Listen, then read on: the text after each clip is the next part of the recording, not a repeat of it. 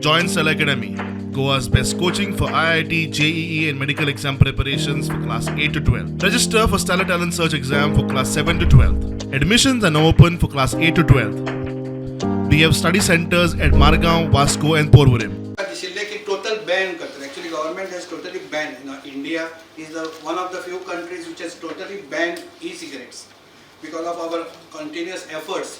Ordinance काढल्या government ते ban केले. So just imagine without banning, like किती जातले असले आता जसे मला दिसतात. I mean, one good thing that in spite of ban there is a lot of this available in the market. The e-cigarette म्हणजे एक नवा concept त्यांनी काढलं. तातून कशा हातातून एक cartridge येता which contains nicotine, vaporizer येता आणि एक battery येता भितर. आता without battery सुद्धा येता just pop. When they are going to modify करीत असतात भितर. Cigarette कशा cigarette nicotine असता plus tar असता because it burns. This vaporizes. Cigarette burns. So when it burns, it produces around 4,000 chemicals, which can cause cancer. Nicotine can cause problems for the heart. So लोक म्हाका म्हणटा this is a better evil, नाही?